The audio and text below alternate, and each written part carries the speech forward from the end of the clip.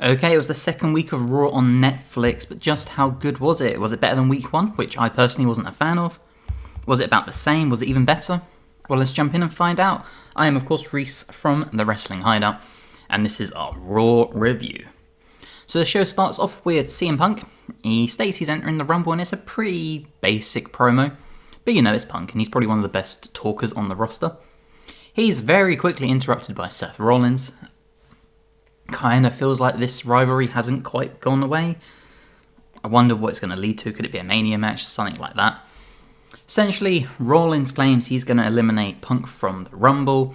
And then, who appears but, of course, everyone's favourite, Drew McIntyre. And they've kind of got themselves into this weird sort of like three-way rivalry, which has obviously been sort of going on for a while. But this was kind of like a really good shot to like inject it into the storyline. So, yeah, it seems like a really interesting storyline brewing here between Punk, Rollins and McIntyre. I would be interested to see where it's going. Eventually, I'd love to see a triple threat match. That might be what they do at Mania. We do have we have Rollins versus McIntyre next week on Raw, so that's continuing. But yeah, I'll be interested to see where this is going. Now, after that, we had Chad Gable taking on the debuting Penta. Now, Chad coming out and getting the "You Suck" chance just feels so right. Before the match starts, we get a little Gable promo. I think this was just to cover the ads in the States, but Gable's a pretty good promo, and it didn't really fall flat. Did his heel work? It is what it is. Now, as a huge Penta fan, since his Lucha Underground days, he always just looks like such a star to me. Both these men are so good at selling, but at some points in this match, Gable is just next level.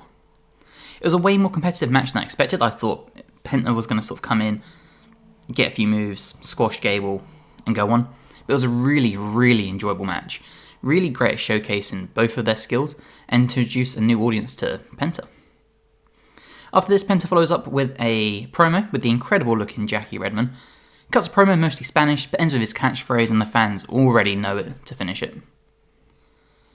The Judgment Day appear backstage with Dom and Liv, so it looks like that romance angle is going to continue within the faction. I kind of thought it might die down, but apparently not, it's going full swing.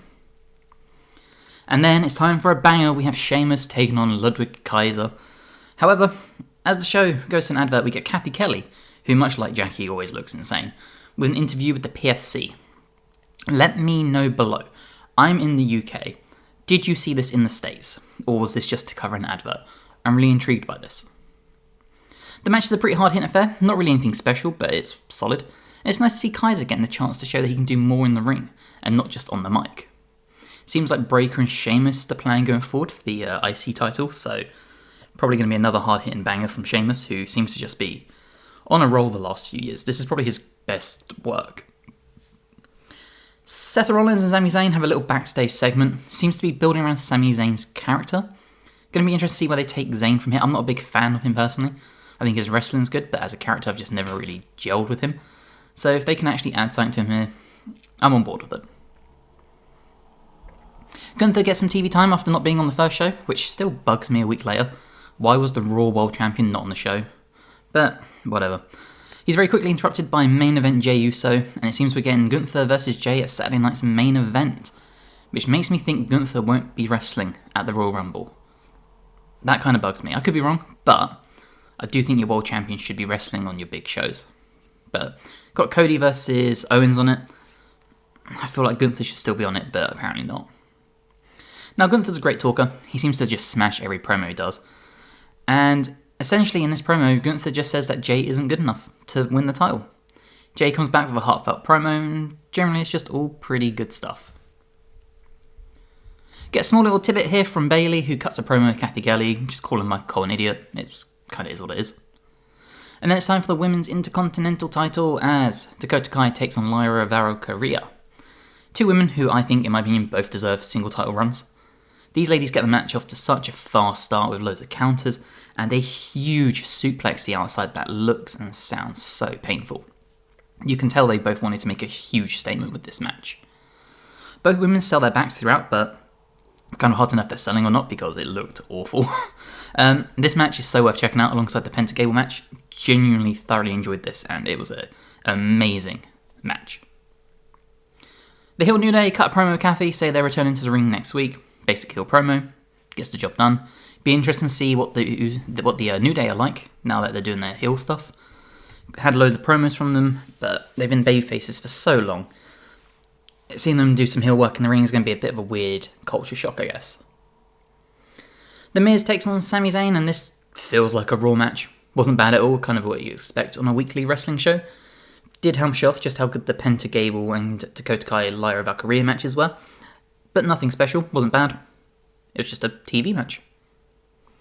Rhea Ripley comes out for a promo, which is very quickly interrupted by Nia Jax, who's so loud and clear every time she opens her mouth. Kind of starting to feel like it might be X-Pac go away heat and not just people dislike her because she's the heel. Basic promo from Jax, just claiming she's going to win the Rumble. Bayley gets involved and chaos ensues. And sort of like wondering what happens with Ripley and the title now. Like, where does it go from here? Main event time is Damian Priest takes on Finn Balor in a street fight. Two great wrestlers, so you just know it's going to be a good match at the minimum. Balor surprises Priest from behind with a sneak attack in typical heel fashion. And it's exactly the sort of chaotic match you'd expect, with weapons, fighting through the crowd pretty early on. We get a huge broken arrow from the steps of the fans through some tables, which looked great based on the camera angles they showed. Balor does the typical stretcher job, with Pierce and Judgment Day trying to roll him out. But Priest exacts his full revenge, runs up the ramp, attacks the New Day and forces Balor back into the ring. Judgment Day get fully involved to try and turn the tide with a Priest kick out of Balor's finishing move. Tag team champions the War Raiders get involved, and the match kicks up to another level, with a bunch of close calls and table spots. Upon the conclusion of the match, Cole claims it's been ended once and for all, and I kind of hope that's true because this feud, much like so many in WWE, feels like it's been going on for a while. Overall, a really solid show, much better than the previous week. I think the show as a whole was just much stronger than Raw's debut on Netflix. Obviously the Punk and Rollins match was incredible, but overall the rest of the show kind of fell flat to me. This I thought was much more engaging. Nice sort of mixture of matches to promos. Ended half an hour early. Didn't have a 3-hour Raw, we had a 2.5 hour Raw, which kind of surprised me, but I'll take it. I ain't going to complain about that.